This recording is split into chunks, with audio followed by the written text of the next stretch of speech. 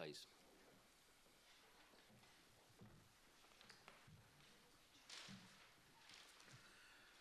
Neville, you've been sitting up there patiently. I've been sitting learning. Well, I'm also a newbie to this experience, so just have a lot of patience with me. yeah, well, no, welcome. We've got about 10 minutes, and your written submission was brief, so we're looking forward to you expanding on that. Thank you. Just first off, I haven't done an interpretation on the bill, but if I was, I'd almost be word for word with Susan in the back here. That's pretty much my interpretation too. I'll just speak to one of my points in that regard, which was I think we need to clearly define the handover process to local management at the end of the government's involvement in 2021. So my concern is that the government will continue its major involvement post-2021 as well. And I think that the bill allows it to do that in my interpretation of my reading. But anyway, I didn't really want to come here and speak about the bill per se. I just want to speak about my experiences and how the earthquake has affected me, essentially. Now, I've got some handouts. Is there a process for that?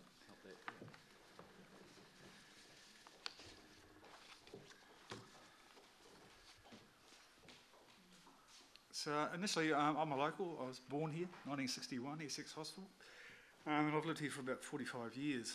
The last 20 years, I've owned and operated a business in the central city in Walker Street, Nev's Garage. I'm a car mechanic.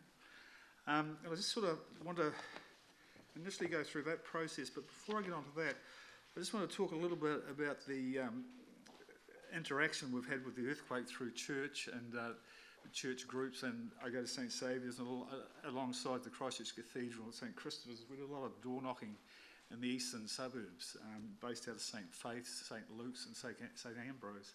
And I'll just touch on one of the things that, the message that really came through from that was just about everybody said there's somebody else worse off than we are, don't worry about us. So there was this overwhelming feeling that there was somebody worse. And there's one story that sort of sat with me, it was actually in Beckenham, and it was down beside the Heathcote River, where there's a number of springs that sort of burst back up behind houses, and there was a lady in the house on her own, her husband was at work, brand new baby. It was raining this day, and I think she had pots in every room in her house to catch water, and she said, "Oh, don't worry about us, there's others worse than we are." And I thought, not many. So that's part of that process.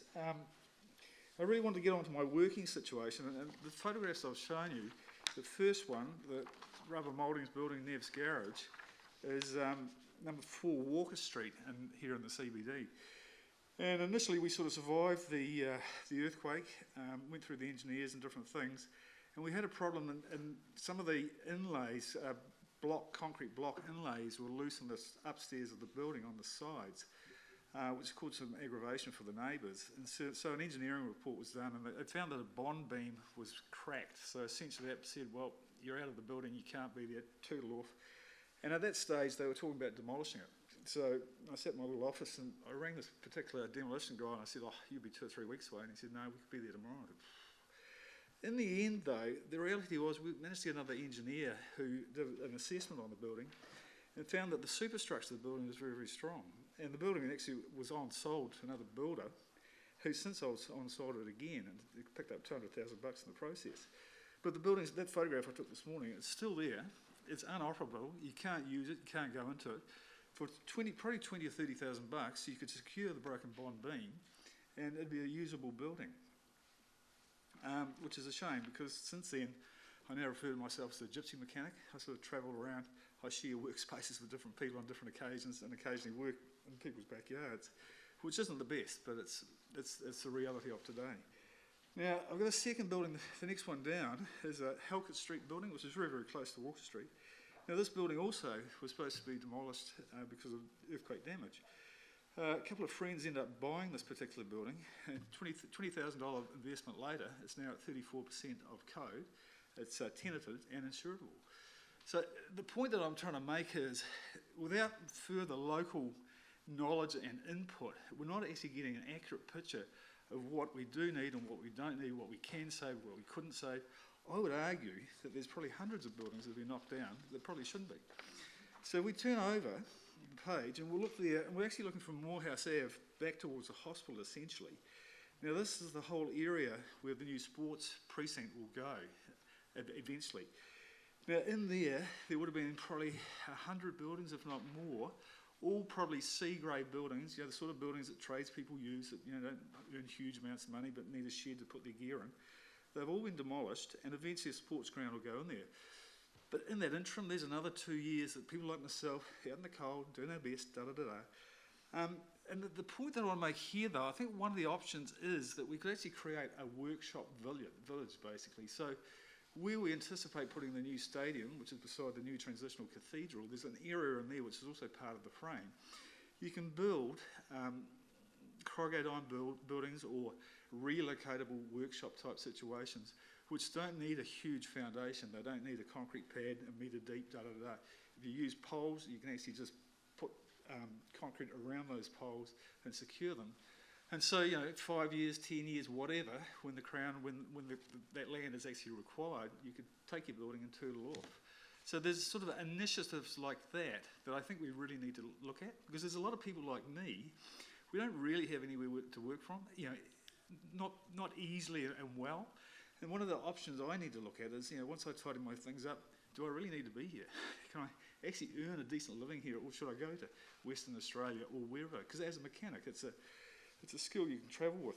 So I just want to make those points, because I think as we go forward, we need to address people, and we need to address the creative ability. You take all those arty-tarty type people that create things, they never make any money, but they need somewhere to do it from. And if you can create a little village, workshop village, for them to continue doing that, because historically they've always been broken down old buildings all over the show.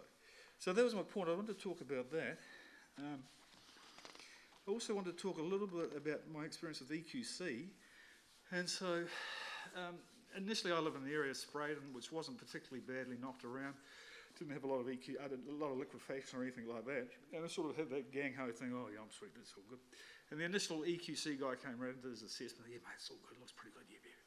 And so it's probably a year later before we followed through the process. And I think I actually asked the builder to come have a look, and he walked through the house and he said, you want to get the levels done? I said, it's not bad, mate. He said, no, get the levels done. So then we worked back through the process with EQC, and they said, oh no, it's too late for that. And so I sort of hounded away at them, and they said, okay, we'll come and do the levels. And lo and behold, it's kind of at a level. And also it's got cracking in the foundation. And so they said, oh, well, we'll repair some of this and we'll repair some of that, and had the builder look again. He said, well, you need about three or four times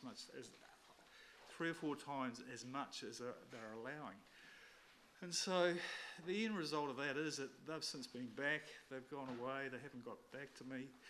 And you read through the press now that all foundation work should have a consent. The EQC is not talking about under consent. It's sort of like this little game of cat and mouse. And to me, I look at EQC as the government, the big brother, the boss, the taxpayer. They should be looking after my interests. But I think the reality is it's the other way around. I don't think they're looking after my interests. I think they're trying to do a good deal for the government, whoever. And I could be the punter that loses out, or I'm not there to look after myself. And I find that a little bit disappointing. But anyway, that's a game of cat and mouse, and so far I've enjoyed it. And my last thing, I just want to make a few references to the CCDU plan, which a number of us made a number of representations early on, because it really didn't make a lot of sense, and especially in regard to the automotive industry, where they wanted to knock down all the car dealers along St Asaph Street and just clear the space and tell them to tool off. And they have since changed that, which is great, because we're talking about millions and millions of dollars, and you're also talking about one of the industries that actually was going well and bringing a lot of money into the CBD.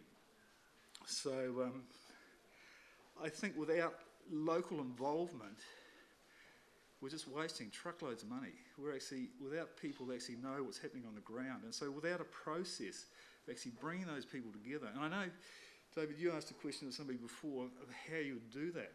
And it's a very difficult thing to answer, because it has to be collaborative.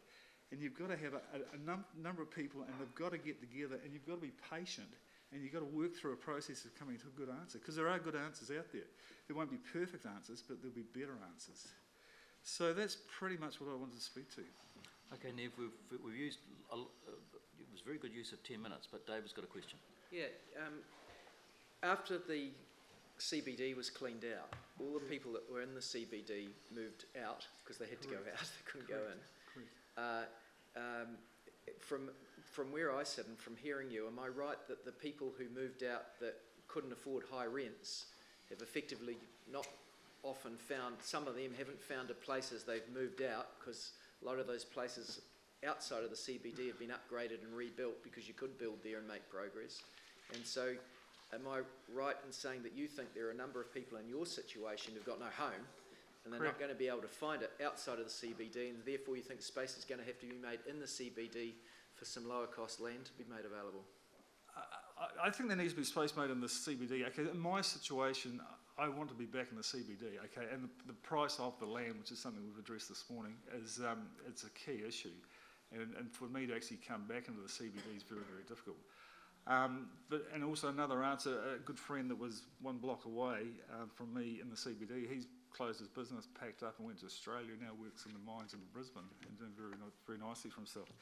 So I think there are a number of people that probably don't live in the city anymore that would entertain the idea of running businesses and having businesses and finding and having space. But one of the points is to actually be able to afford that space and to be able to generate the kind of money. So in the car business, to a certain extent, the cost of car repairs are limited to what the market dictates. And so if one guy is paying $1,000 a week and another guy is paying $2,000, then that has an effect on your profitability at the end of the day.